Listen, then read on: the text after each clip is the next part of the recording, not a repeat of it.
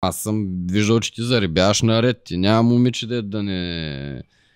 Да, аз съм искам да намеря половинката си. Нали, нещо, за което не казваш ти, обаче аз не знам цялата история. Съдиха, за това, че съм... Чакай сега. Започни от, нали... От начало започни. Къде се запознавате? Какво е това момиче? Бях в ОМТV, срещнах момиче на 10 години, която тя тогава ме излага, че на 16, защото реално погледнато не си личеше изобщо на години. Как не си личи, бе, брат, да видиш 10 годишно детенце, кой да ти каже, аз съм на 16? Брат, аз съм 1,62 м. Ма то не е само височината, той черти на лицето такова. Нямаше никой излъчване на годините си. Беше намацана с гръмъл и беше 1,76 м. Не го, нали, оправдавам, но е напълно възможно. И добре, намирате се в ОМТV. Тя откъде е това момиче? От Шумен. И почте да си говорите в ОМето. Да, и после тя ми предложи да излезем в същия ден, на следващия ден. И аз се съгласих. А ти в този момент къде живееш? В Каспичан.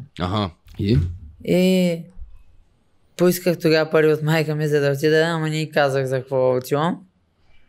И после срещнах с това момиче, говорихме си, след това тя почна да ми се натиска, да ме пита имам ли пари, кола, някакви глупости.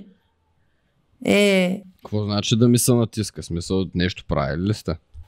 Нищо не сме правили. В смисъл почна да ме целува. Целували сте се, демек? Да. Това е гадно. Знам. Не е смешно принципно, в смисъл.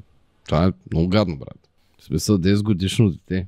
Аз тогава не знаех на колко е. Как, значи вие се виждате и ти продължаваш да си мислиш, че тя е на 16.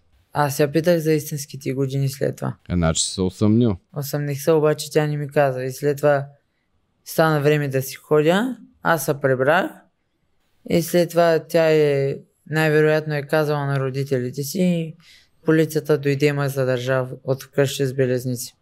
Същия ден? Да. Ма нещо от 24-ка, 72 часа, колко изкара? 24-ка стоях в килията у Шумен. На тъмно и студено. После мярка за неотклонение? Получих мярка за неотклонение с под стража. Задържане под стража? На подпис. Подписка, значи това е най-леката мярка за неотклонение, нали? Разпитаха, обясних им какво се е случило, което реално погледнато абсолютно нищо не е станало, само една целувка имаше. Това коя година се развива действието? Сигурно 2020-та. 2021. Значи ти си на 19-20 години в този момент. Да. И нещо след това нямаше ли? Ти след като си бил с мярка за неотклонение, значи теб ти е било повдигнато някакво обвинение. Аз не съм много запознат, най-вероятно е имал такова. Нали казваш, че си съден, смисъл, ти си имал обвинение. Бяха ми сложили тогава запор на заплатата. Имах глоба. Глоба? Да, на другия ден бях в съда. Имаше дело. Да. И ме осъдиха на 1000 лева глоба, която си изплатих.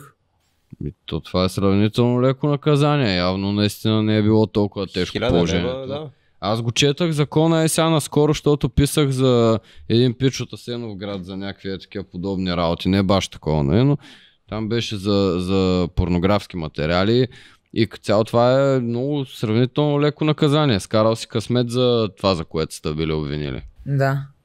Щом казваш, нали, ако това, което казваш, нали, истина, значи не е било чак толкова истина, сериозно. Аз буквално с пръст не съм я докосвал. Сте се целували. Само целуване. Това е, нали, без ръце. Проблем. То остава и ръце, брат. Нямаше да те погледна, ако беше правил с ръце. Ама защото тогава, примерно, ти във Фейсбук се въртяха някакви работи, че... Слухове, да, че е по-сериозно. Тоест, затова в момента искаме да, така, нали, един вид, да си го кажеш това нещо, за да могат хората истина да разберат. Те слухове тръгнаха от моя град, понеже имаше хора, когато ме арестуват и буквално половината град видя. И не знам как се разбрал, дет съм излял с това момиче. Някой е казал най-вероятно. И те си втълпиха, че аз съм я бил изнасилил, което абсолютно не е вярно, защото аз с пръст не съм я докоснал и съм девствен. И не смятам да правя все още полуфакт.